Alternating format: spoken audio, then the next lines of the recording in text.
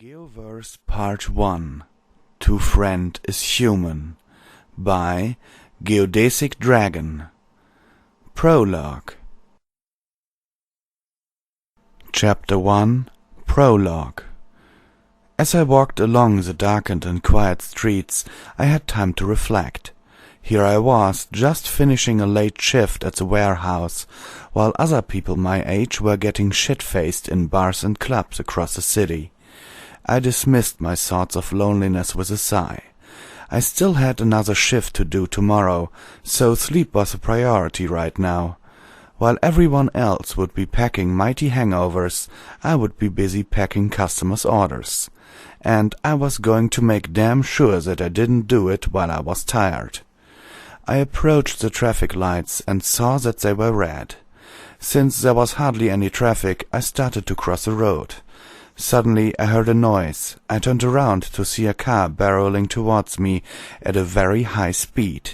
"Holy fuck!" I screamed and ran the rest of the way across the road as fast as my legs would carry me. The car sped past and I got a closer look at it. It was full of drunken teenagers, although the driver looked to be sober. "You fucking idiot!" I shouted after him. "Just because the roads are deserted doesn't mean you can skip a red light." I then flipped him off, just to get my point across. As I started walking down the road, I heard the squealing of brakes. I stopped walking and looked around to see the car was turning around and heading back towards me. "Well, shit," I said to myself. "It seems like this guy doesn't like being told off." I could have ran, but my legs didn't want to move, and my brain was telling me you can handle the driver, his friends are too drunk to do anything. The car screeched to a halt next to me, and the driver slowly wound down the window. A strong smell of cannabis escaped the vehicle. His friends were rolling around in the back seat, roaring with laughter. The driver glanced back at his friends, and then looked at me with narrowed eyes. "Have you got something to say to me, you cunt?" His voice was pure venom. "You nearly killed me, you fucking idiot!" I stared him down, hoping to show him that he couldn't intimidate me. "So what if I did?" he hissed. "You shouldn't have been in the road." "It was a red light," I protested. The driver sighed, then he opened the door and stepped out of the car. He placed his hands on the roof and stretched himself out. "What the fuck are you doing?" I inquired. The answer came in form of a fist connecting with the side of my head. I went down instantly, having been caught off guard. "Oh fuck!" I looked up at the driver. His eyes were full of fury, his face completely red. Then he screamed. "I've had just enough bullshit for today!" He went into a rant.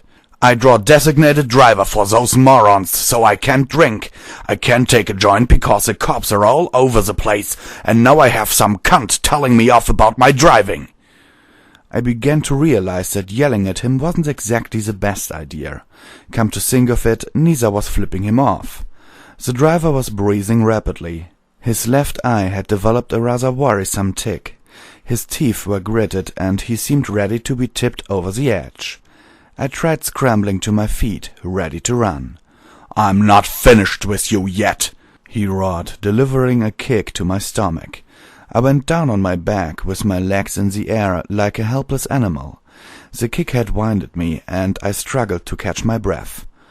"I'm going to teach you a lesson in respect." He jumped on me, pinning me to the ground and delivering a volley of punches to my face and chest. I groaned and spluttered in agony as the blows rained down. I soon realized that I was powerless to defend myself. This guy was much stronger than me, so I couldn't push him off. And the way he was on top of me prevented me from using my legs to kick him. So I did the only thing I could. I stopped struggling and played dead. It took a moment for him to realize that I had stopped moving. Panting, he looked down at me, sweat dripping from his brow. Every drop that landed on my face made me want to wipe it off, but I resisted my instincts. As far as I was concerned, this was my only chance of getting out of this alive. The driver slowly stood up. His friends had been watching the whole thing, and now stared at him in awe. "Jesus Christ, Derek!" one of them said. "That was awesome!" "Yeah, you sure showed him," said another, "but I think he's dead." He tried to stifle a laugh. "Only one way to be sure," said Derek. I slowly opened one eye and watched as he reached into the car and took something out. It was a gun. Upon seeing it, I was unable to restrain myself. I scrambled to my feet as fast as I could and ran. "He was faking it!" shouted one of Derek's friends. "He's getting away! Get him, man!" Derek turned around and saw me running down the street. He cocked the gun. "Gotcha!" he grinned, and he pulled the trigger. I went down instantly, pain searing through my back from where the bullet had struck me. Behind me I heard Derek getting back into his car and driving off. I was relieved. At least he didn't shoot me again, just to make sure I was actually dead. There was nobody around. I was alone, bleeding, scared, and dying. I started to think that maybe he should have finished me off. My life flashed before my eyes as I felt darkness overtake me. I opened my eyes to see the blue sky above. I could hear birds singing, and I felt a gentle breeze across my face. I tried to sit up, hoping to enjoy this newfound tranquility. I suddenly felt a sharp pain which forced a scream from my lips. Feeling around my body, I discovered that my bullet wound was still there, and that it was still bleeding. For one brief, glorious moment I had forgotten what had happened to me.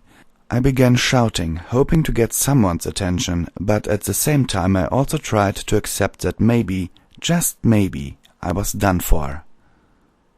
Twilight Sparkle sighed. She had spent all day reshelving the library, and she was famished. Her stomach grumbled. "Come on, Spike, let's go to Sugar Cube Corner." The little dragon groaned. "I'd rather take a nap, Twilight," he moaned. "I'm tired after all that work." He yawned and stretched his arms. "Okay, Spike," Twilight replied. "Go right ahead. You've worked so hard today, so it's the least you deserve." Spike blushed and climbed the stairs of the library. There was a creak as he got into bed, followed by silence. Twilight left the library, closing the door gently behind her. It was a glorious spring day. The market was in full swing, and there wasn't a cloud in the sky. She started walking to the bakery, greeting ponies as she passed them by. As she approached Sugar Cube Corner, she stopped in her tracks. A strange sound, rather like screaming, filled the air. She craned her head to try and hear it better. "Hey, Twilight, what you doing?" The voice suddenly exploded in her ears like a firework. "Gah!" Twilight winced. She turned to the owner of the voice, a pink pony with an equally pink mane. "Pinkie Pie, don't do that!" She glared at Pinkie, who simply gave her a cheeky smile in return.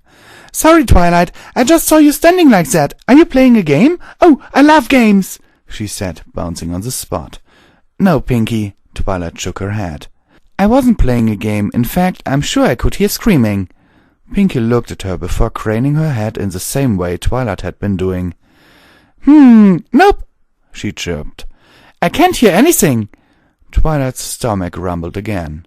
"It was probably your stomach. You should just eat something." Twilight sighed. "Maybe I was just hearing things," she said.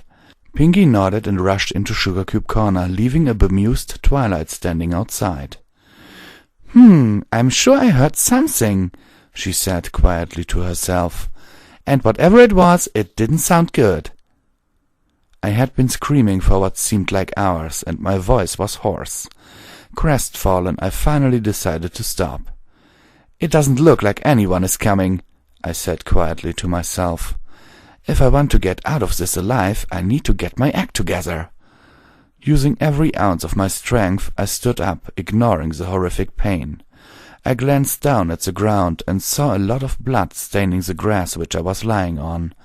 My blood. "How in the hell am I still alive?" I muttered. I looked around at my surroundings. I could see that I was in a forest clearing and what looked like a small town to my west. "Oh, thank fuck!" I breathed a sigh of relief. "Civilization!" I staggered to a nearby tree and leaned against it. The wound on my back was still bleeding, and moving makes more blood ooze out. I grimaced from the pain. "I need to find some way of closing this," I said to myself. I know how to apply a plaster to a cut, treat burns, and do the Heimlich maneuver, but my first aid skills don't exactly cover how to treat bullet wounds. The loss of blood soon caught up with me, causing me to lose my balance. Instinctively I grabbed out at a branch, tearing off some leaves in the process. I looked at my hand and saw that there was a small cut in it. I absent-mindedly used one of the leaves to dab at it, then stopped. "Nice one, you idiot," I muttered, covering my face with my other palm. "It's probably poison oak or something."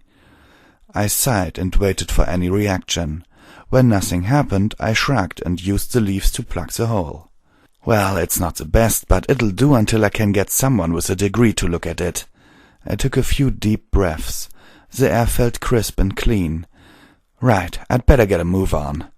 And with those words, I started walking towards town.